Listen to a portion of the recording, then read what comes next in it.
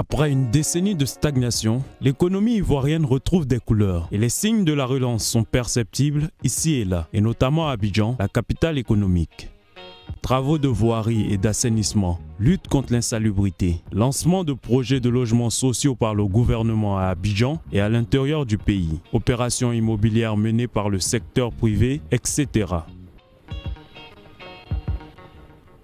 Les exemples les plus visibles des travaux de construction à Abidjan sont ceux du 3e pont d'Abidjan, de la réhabilitation de l'université d'Abidjan et les échangeurs de la Riviera 2 et de Marcory. La ville d'Abidjan ressemble à un chantier, disait le président de la Banque africaine de développement BAD, Donald Kaberuka, lors de la réunion du conseil d'administration de l'institution tenue en février 2013 à Abidjan.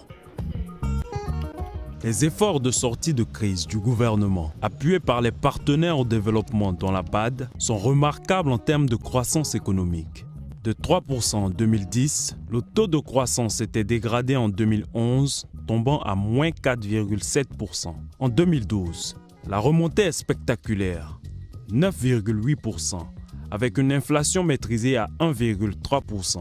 Toute chose qui valent au gouvernement ivoirien les félicitations d'une mission conjointe BAD, Banque mondiale et FMI qui a eu lieu en mars 2013. En juin 2012 déjà, le pays engageait bien ses efforts de redressement. Il atteignait alors le point d'achèvement de l'initiative en faveur des pays pauvres très endettés, PPTE, ce qui lui a permis d'alléger de 2/3 sa dette. Sur un stock d'environ 6 500 milliards de francs CFA, l'allègement global attendu est estimé à environ 4 300 milliards de francs CFA.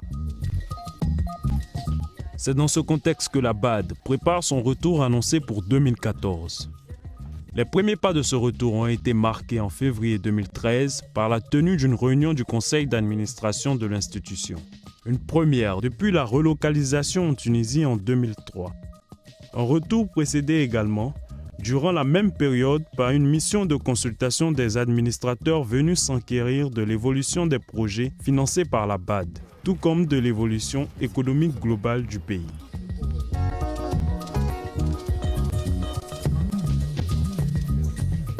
Cette mission fut l'occasion pour la BAD de rappeler son engagement à soutenir les efforts de sortie de crise du pays. Ainsi, la BAD contribuera à hauteur de 1 milliard de dollars sur les 8,75 milliards promis par les bailleurs de fonds lors de la réunion du groupe consultatif de décembre 2012 à Paris pour appuyer le plan national de développement 2012-2015. Au cours de son séjour, la délégation de la BAD a échangé avec les autorités et le président Donald Kaberuka s'est entretenu avec le président ivoirien Alassane Ouattara sur les questions d'intégration régionale et de développement dans la région du Sahel. Des rencontres auxquelles il faut ajouter celles organisées avec les partenaires au développement de la Banque mondiale, du FMI, de l'Union européenne et du PNUD.